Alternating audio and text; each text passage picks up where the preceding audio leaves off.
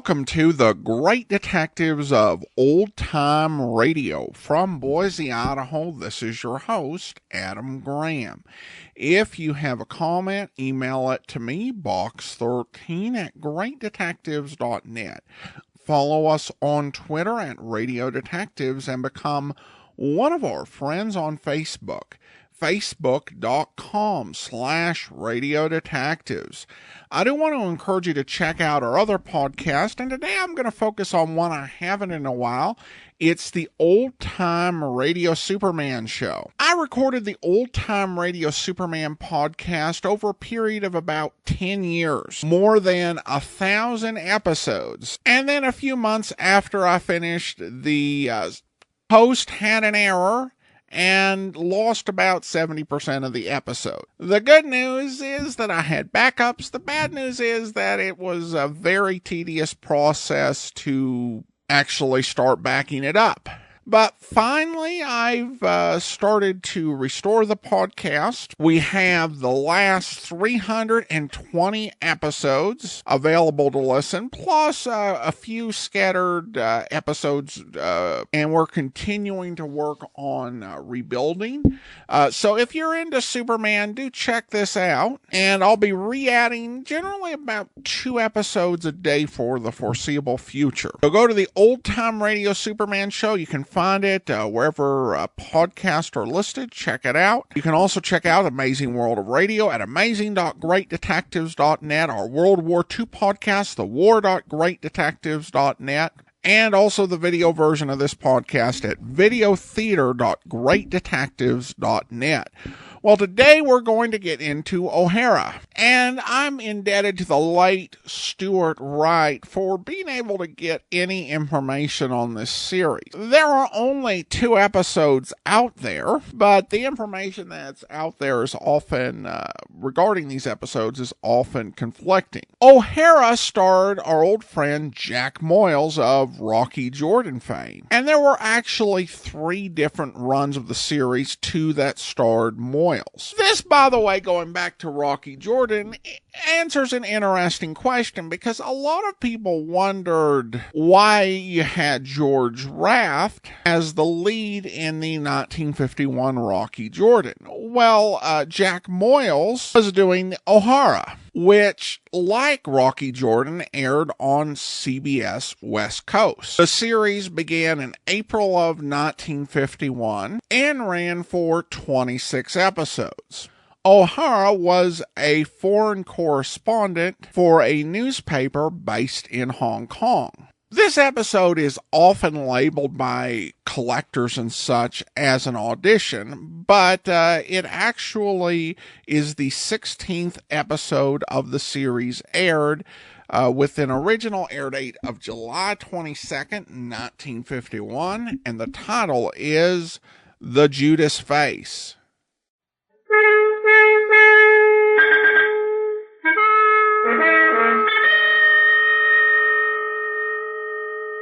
O'Hara.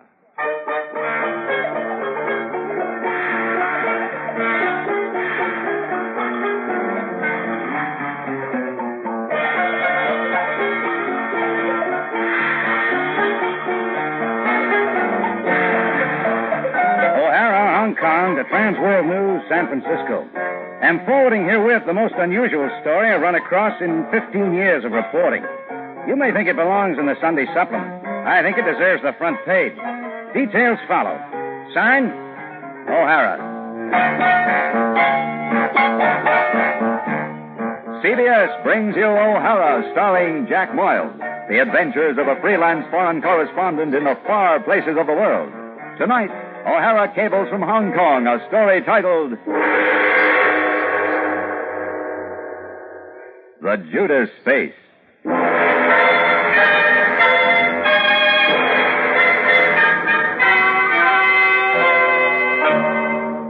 It was morning in my room at the Hotel Far East, and my back was stiff.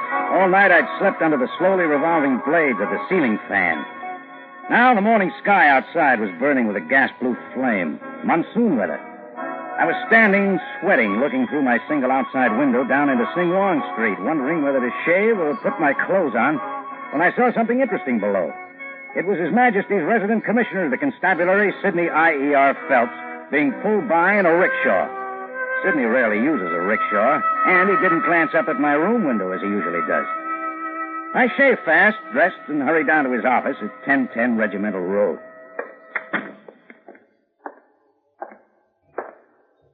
You're bleeding. Bleeding? Where, Sidney? The lower face? Oh, must have cut myself shaving. Bad? No. Hurrying on so sultry a morning, O'Hara? Oh, just like you. I saw you pass my room in that rickshaw a few minutes ago. If Sing Wong Street were wide enough for my car, it wouldn't have been necessary for me... What brought you that way? Business? An impertinent question. But since you ask it, allow me to counter with one of my own. Please do, Sidney, please do.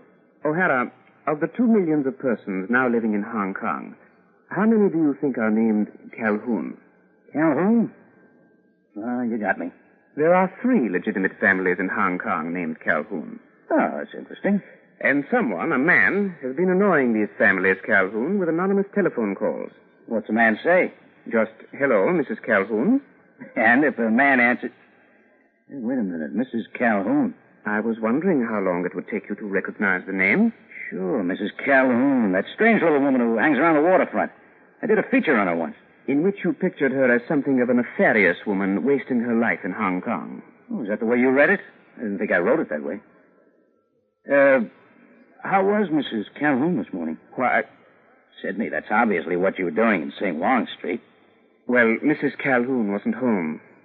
She evidently hadn't been all night. Just a moment.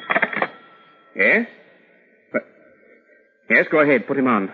O'Hara, one of the calls. Oh, here? It was a simple matter to have all Calhoun numbers routed to my desk. Hold the receiver away from your ear. Yes. Hello? Hello. Mrs. Calhoun? I say, my man, who are you? Hey, Sidney, can you trace it? We've tried. No use.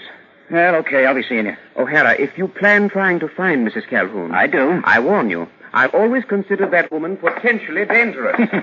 Sidney, what woman isn't?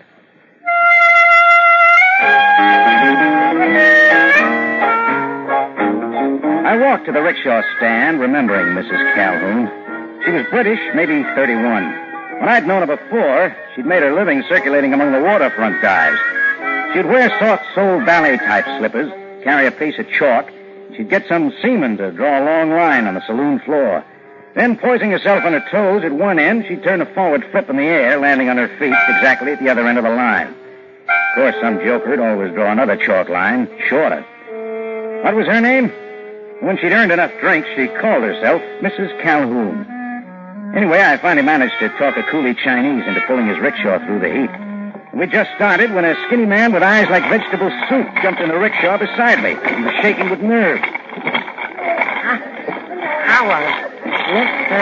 Howard. Look, I'm not Mr. Howard. No. Howard. I am Howard. Well, that's great. Now, it's a little crowded, Mr. Howard. There were plenty of rickshaws back at the stand. No. I've got to say it. Ask you. Ask me what? Oh, I don't want to know. I don't want to know. Okay, you don't want to know what? Where is Mrs. Oh, what? Where's Mrs. Calhoun? What makes you think I'd know where Mrs. Calhoun is? Then you don't know. Don't know. See, now you can't say I didn't ask. Ask you. See? Now, wait, Howard, I want to talk. No, thank you, Mr. O'Hara. Mr. Howard disappeared into the sidewalk crowd. Strange little guy. Looked American, but his voice certainly wasn't the one I'd heard on the phone at Phelps' office. Something told me to get to Mrs. Calhoun's on the double. I flashed a pound note, and my rickshaw boy, wearing a water-soaked handkerchief over his shaved head, got the idea. About a mile past my hotel, we came to where Sing Wong Street closes in on itself. The Chinese temples, sagging hotels, and hovels all jammed together, with the street running suddenly out of sight into alleyways. That's where I found Mrs. Calhoun, off an alley, her door open to let in a little air. She was bending over a pasteboard suitcase. Oh, sorry. I didn't mean to make you knock your suitcase off the bed. Who are you? I'm O'Hara. Don't you remember? Get out. Oh, at least let me pick up your suitcase. Don't touch it. There we are. Now, you might have broke my bottle I got packed. You might have... Oh, no, it looks all right. Well, what do you want with me? 6 weeks ago, I did a newspaper story about you. Remember now? No, I ain't seen you before. Sure you have. You remember. Yeah. Seems lately I ain't got the memory I used to have for faces. Sure. Well, why don't you sit down? All right, thanks.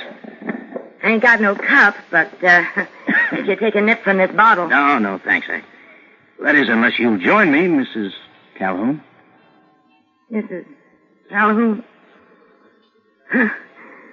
See, there was a time I'd have had to have a whole bottle because, well, before I called myself that. Now, listen carefully.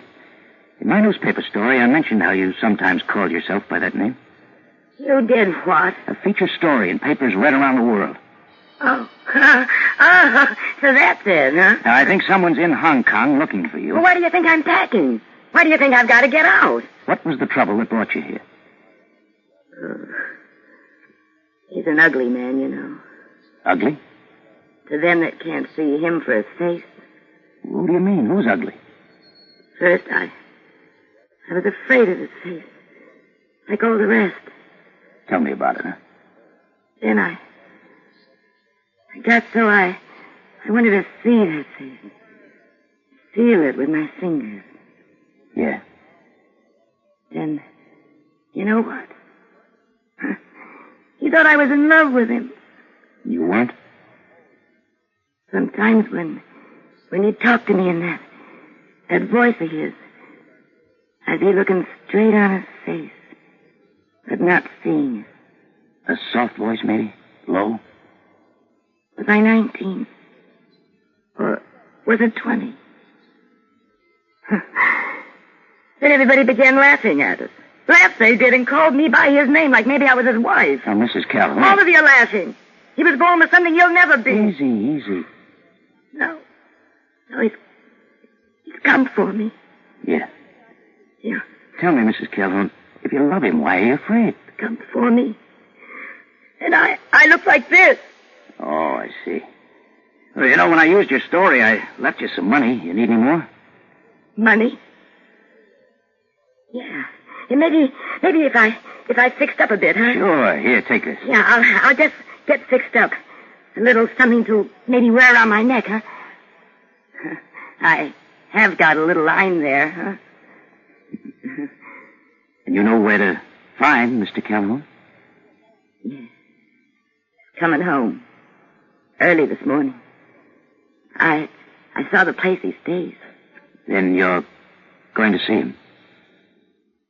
Just to say hello. Proper. Like a lady.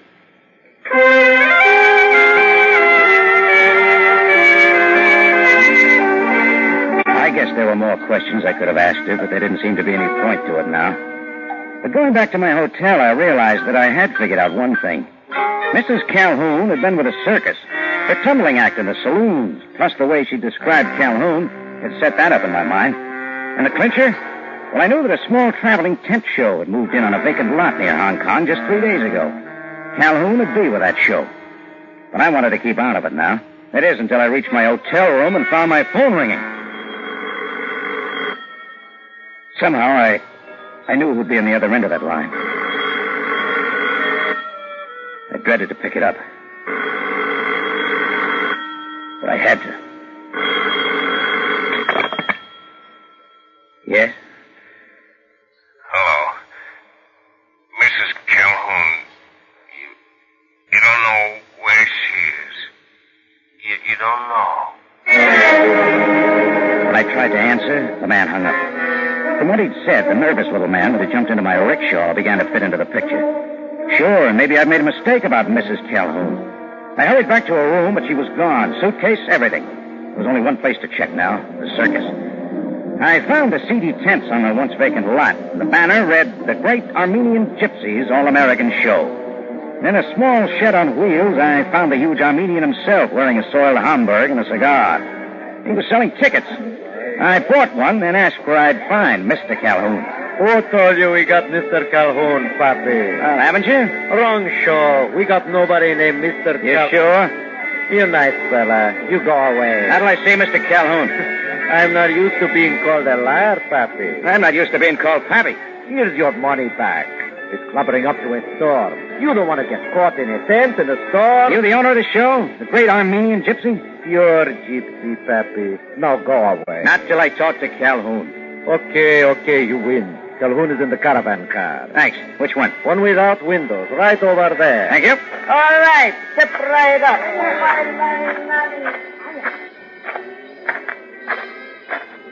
Yeah, this must be it.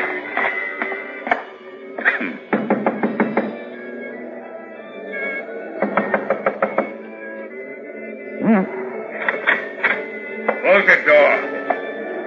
Sure, Mr. Calhoun. That's you. You know me? In the dark like this, I have to go by the voice. Sure, I know you. Yeah. And I you. All right, take one pace forward and feel to the side with your left hand. Feel the chair? Yeah? Sit down, please.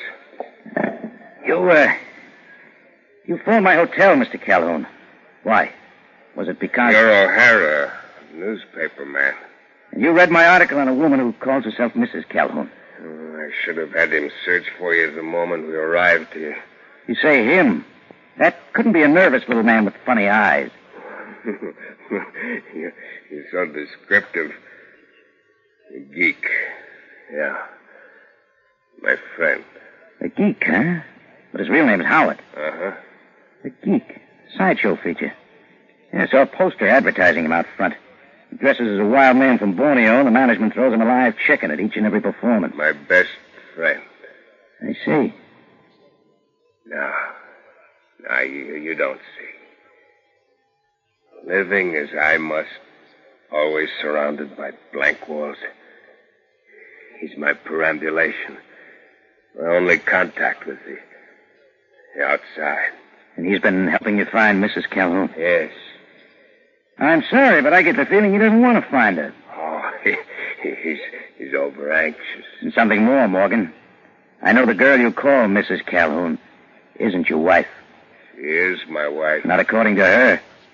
But this may interest you. I think she's on her way down here now. Oh, she's coming to me? Yeah. Each rose cradles a moon of blood.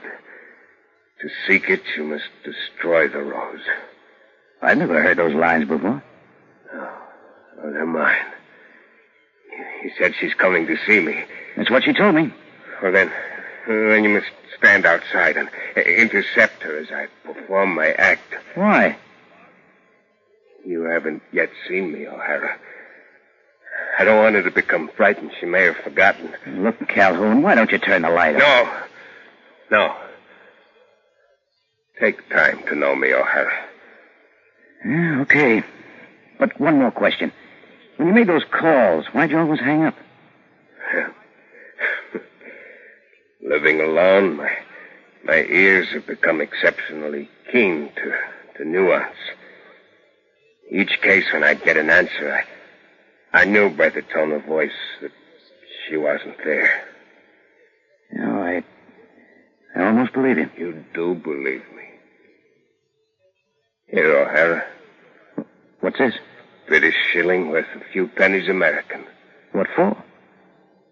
In a few moments, I change from a person to an act. That's the price of admission. I turned and left the darkened caravan wagon. Outside, I saw where the back of the wagon was attached to the sideshow tent. Calhoun had his own private entrance and exit. I looked around for Mrs. Calhoun with no luck. Then I paid my way into the sideshow. It was filling up with a typically mixed Oriental crowd. One large woman was standing nursing her child in the front row. Then the Armenian gypsy took the stage and made his pitch. Prepare to witness the most awe-inspiring, terrifying spectacle of the ages. 11 years and 10 days ago, while I was touring the parched desert of the Lebanon, I happened upon the most terrifying, unknown, unopened grave since the world began. I dug, and what did I find? A grave lined with 7 pieces of silver. Yes. Now I pull the drawstring, and you see the face that suffers even in death. The mummified head of Judas Iscariot.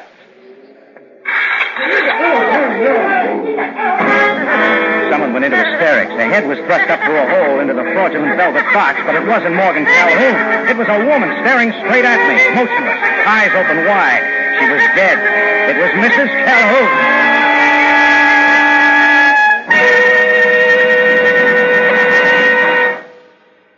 CBS is bringing you O'Hara, the adventures of a freelance correspondent in the far places of the world.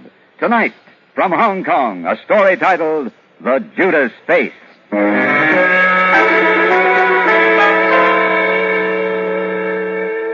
wind was rising out of the west.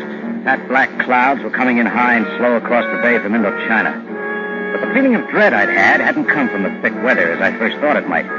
In a roundabout way, Morgan Calhoun's anonymous phone calls had brought back the woman he called his wife, Mrs. Calhoun, only for her to be stabbed to death. In the crowd's confusion, it took me time to get back to Morgan Calhoun's wagon, but Morgan Calhoun was missing.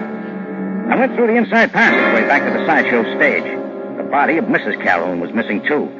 I put through a call to Commissioner Phelps. He arrived 10 minutes later, and I told him the whole story, all I knew. And you say these are Morgan Calhoun's quarters, eh? Like I said, no windows. And, of course, no mirrors. You've talked to the owner, the Armenian gypsy, and Howard? Yes, they're both pretty broken up about this. Oddly enough, they rather like this man, Calhoun. He's not so bad. But careful interrogation has revealed he had logical reason for finding and killing the woman. Why, Sidney? It seems they were rather close some 11 years ago, that she ran away and left him. So he finally found her and killed her because he loved her. And received, shall we say, his complete revenge by placing her where her head would be publicly displayed, as his had been. Maybe. At any rate, my men have scoured the grounds. Both Morgan and the body of the woman? Still missing.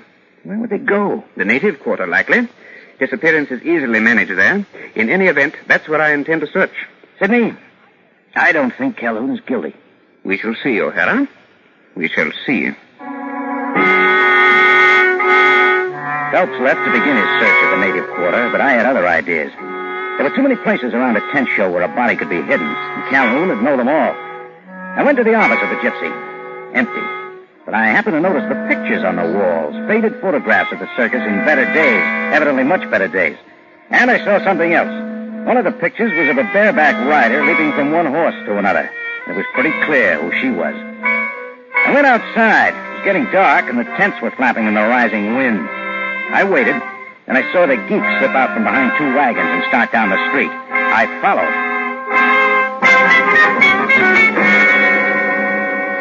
He went some 6 blocks, then turned in at the office of a marriage broker.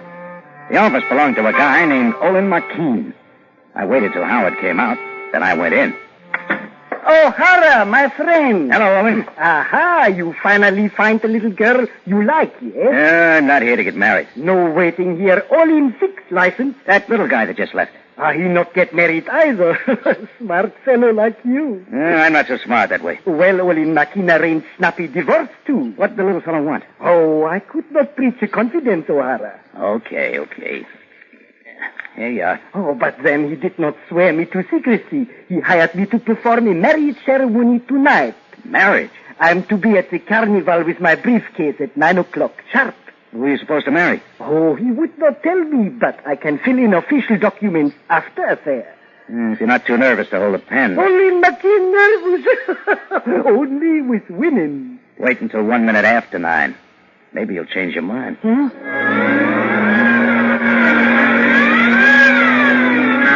I went back to the tent show.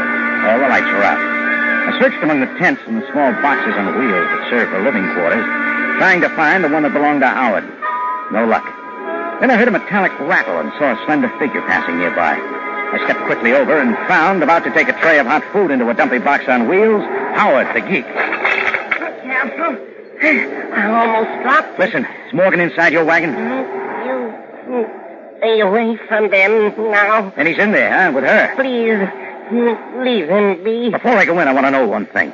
Why did the Armenians' big-time circus go broke? Oh, it was never a big-time circus. All right, but why did it go broke? Because she stole all the money and ran away with it. Mrs. Calhoun? How would you know that isn't the truth? Yes. She was the bareback rider. She stole all the money. Okay, Howard. Look, I want you to do something. What? Go find the gypsy. Bring him here. It's important. You're going in? Yeah. Oh, I'll be back. Please, tell him I'm his best friend. Who is... Not Howard, Morgan. O'Hara. O'Hara. The light switch is by the door. Yeah, I see it. I turned the light off. I don't feel like giving a performance. The light stays on. I'm not used to talking to a man's back. Hey, you want me to turn and face you? It's about time we talk face to face. All right, you were wanting this. All right. I'll turn. Oh, why don't you gasp like my public? I've been around, Morgan. Maybe too much. I've seen too many people who had nice faces and nothing else. At least they had... Howard said the woman was in here. Where is she? Behind this? No, don't go behind that curtain. Look, I know you didn't kill her. She came back to me. I guess we weren't ever really married before. We will be now. Morgan, I gotta tell you something, and rather not. 11 years ago, this was a fairly big circus.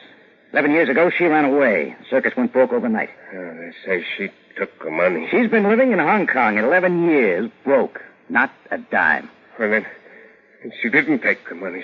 She was running away from me. Morgan, there's something you know, but you won't believe. What? A face doesn't make a man. Yeah, but if she didn't take it, who did? You're aboard, my friend. You're still with us. Howard, maybe you'd better talk now about what really happened 11 years ago, huh? Yes. I took the money, Morgan, so she would be blamed and go away from you. You took the money? I was lonely, Morgan. You took my money? I never spent it, Gypsy. It's under my bed. Always I thought she did it. I thought so, Gypsy. Revenge. You killed her, Gypsy. It was a mistake. Geek steal my money. So he goes now. No, Gypsy. See, I have a gun, too. Careful, Morgan. Once all of us, your performers, saved to buy this gun. It took a long time. You're not a man. You no shoot nothing. We chose lots to see who would kill you. I took the gun to stop them. I made a mistake. Morgan, then you go first.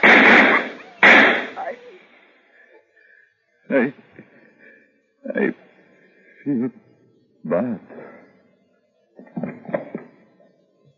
It's all over, Morgan. Gypsy's dead.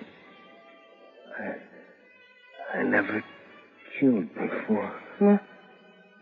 Morgan, give me your gun. Howard, you've been hit. Now, you see, O'Hara, I shoot the gypsy. O'Hara, you saw the gypsy wasn't dead. I killed him. You saw. Howard. Sure, Howard. I saw. And I'll remember.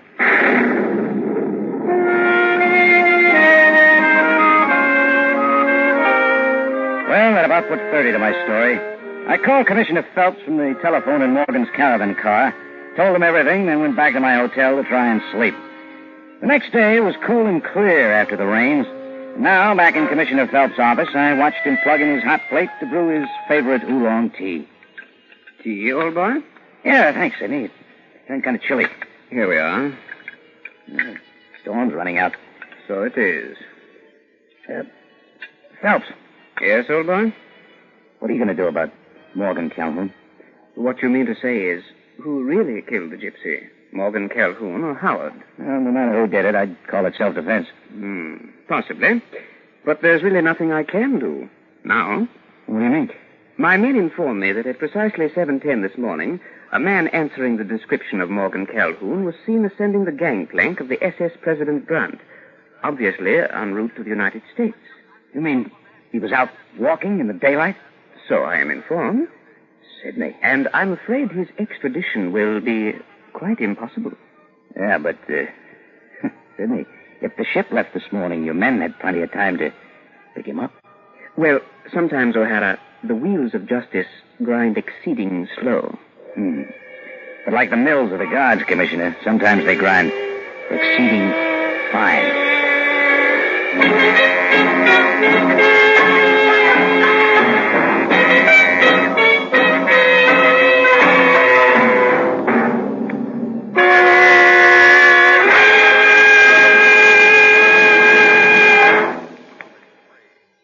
O'Hara stars Jack Moyles in the title role, with Byron Kane as Commissioner Phelps. Others in the cast were Ann Stone, Sidney Miller, Fritz Feld, Edgar Barrier, and Ira Gossell.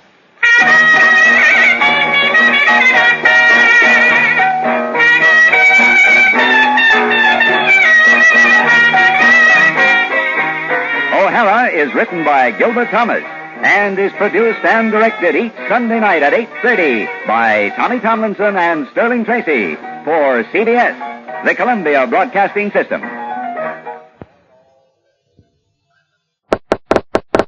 Welcome back. This is one of those series where it has all of these sort of echoes of Rocky Jordan in it, that it's kind of weird. It is like if Rocky Jordan were a news correspondent, right down to our hero having a non-alcoholic drink with the authority figure. But they did make a big change. It's tea rather than coffee. But other than the writing of the newspaper story playing a role, this really could have been an episode of Rocky Jordan. Moyles would return to Rocky Jordan in 1952 and 53, and he would actually come back to this series in 1956 after a serialized revival of Rocky Jordan was decided against. In 1956, the series actually aired nationally over CBS, though Moyles only appeared for 7 weeks in programs that aired between May 20th and July 1st. It's also worth noting that Moyles had another series that was much more of an adventure series, where he played a reporter called Douglas of the World. We played one of those episodes as an app extra, and we also played an episode of The Whistler from 1955, where he played a foreign correspondent assigned to the Far East, who essentially ended up committing murder. And I wonder, because there was one episode of The Whistler Jack Webb was in where I thought the character was the evil Jeff Regan. And maybe in that episode of The Whistler, Jack Moyles was playing the evil O'Hara. It is also worth noting that for this week and next week, we will actually be playing a majority CBS programs, with O'Hara, Man Called X, Yours Truly Johnny Dollar, and Indictment all being CBS shows. Now, we do have one more episode with Jack Moyles' successor in the role, and we'll talk about that next week. Now, I do want to go ahead and thank our Patreon supporter of the day. Thank you to Susan, Patreon supporter since September 2017, currently supporting us at the Detective Sergeant level of $7.14 or more per month. Thank you so much for your support, Susan. And that will do it for today. Join us back here tomorrow for The Man Called X, and then next Tuesday, our last episode of O'Hara. In the meantime, send your comments to Box13 at greatdetectives.net. Follow us on Twitter at Radio Detectives, and become one of our friends on Facebook, facebook.com/ Radio Detectives. From Boise, Idaho, this is your host, Adam Graham, signing off.